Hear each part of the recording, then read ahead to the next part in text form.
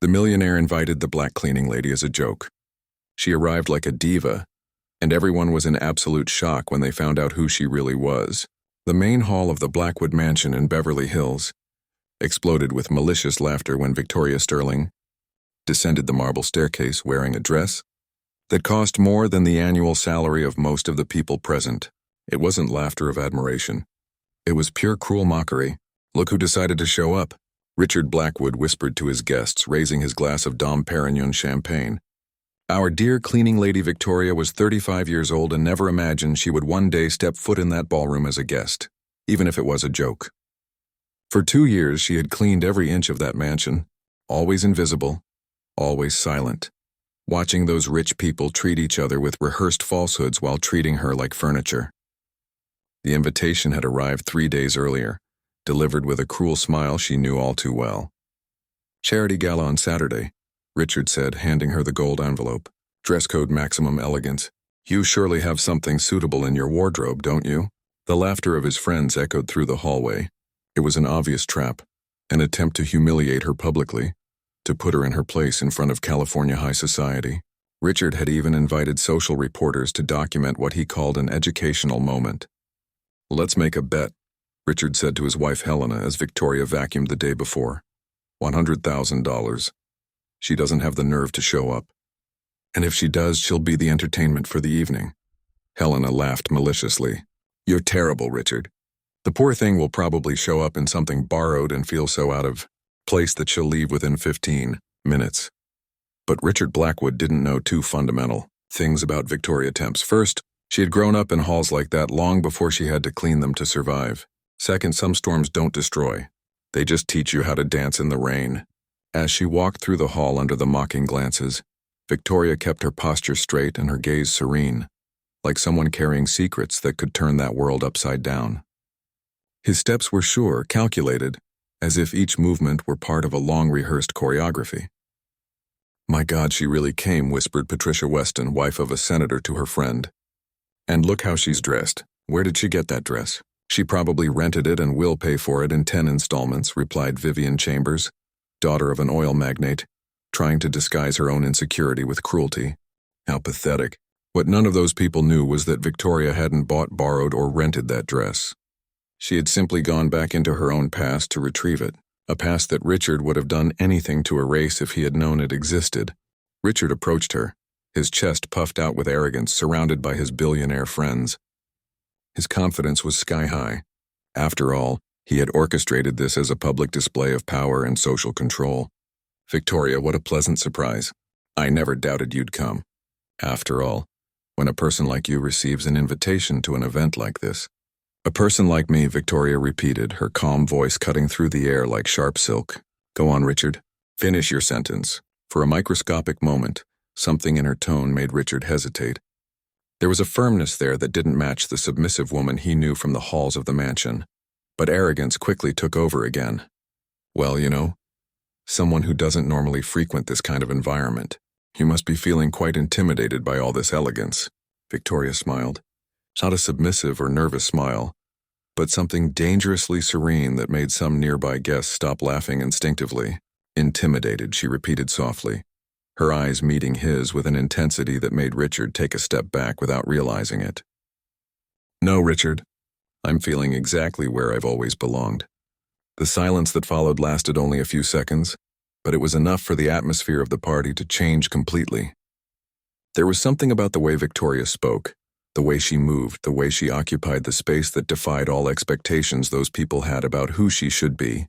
Richard cleared his throat, trying to regain control of the situation. "Well, I hope you enjoy the evening. I'm sure it will be educational for you."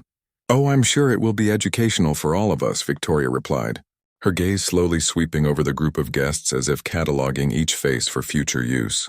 If you're enjoying this story of twists and justice, don't forget to subscribe to the channel, because what those privileged people didn't know was that Victoria carried with her a secret so explosive that it would turn that night of planned humiliation into the greatest lesson on prejudice and underestimating people that Beverly Hills had ever witnessed. Richard was having more fun than he had imagined. Victoria hadn't run away in embarrassment as he had expected. She remained there with that strangely confident posture that was beginning to bother him in an inexplicable way. "Everyone," Richard announced loudly, tapping a silver spoon against his crystal glass to get the attention of all the guests. "I'd like to introduce our special guest tonight, Victoria, our dedicated cleaning lady." Laughter echoed through the hall like cruel waves. Cell phone flashes began to flash as socialites took photos to post on their social media accounts with sarcastic captions. "Richard," Helena murmured beside him, feigning concern. "Don't you think you're being a little cruel?" "Cruel?" Richard laughed loudly. "I'm giving her the opportunity of a lifetime. When else would someone like her ever get the chance to attend an event like this?" Victoria stood motionless in the center of the room, all eyes fixed on her. But instead of the embarrassment they expected to see, there was something disconcerting about her expression, a serenity that seemed to come from someone who had weathered far worse storms. Patricia Weston approached with her group of friends, all wearing poisonous smiles. "Victoria, dear, tell me, how long did it take you to choose that dress? It must have been so challenging to find something suitable." "Actually," Victoria replied with a calmness that made Patricia hesitate, "this dress has a very special history. It belonged to my mother." "Her mother?" Vivian Chambers laughed nasally. "And where did her mother get a dress like that? At some fancy thrift store?" Victoria smiled. But there was something dangerous in that smile. "My mother wore this dress the last time she was in a ballroom like this. That was 20 years ago when she was still Victoria Temp's Blackwood." The silence that followed was deafening. Some people stopped talking, realizing that something important was being said. Richard, who had been laughing with his close friends, turned slowly. "What did you say?" "Thames Blackwood." Victoria repeated, her voice cutting through the air like a sharp blade. "It's funny how some people choose to conveniently forget their own family history." Richard's face began to pale. Helena instinctively grabbed her husband's arm, sensing that something was terribly wrong.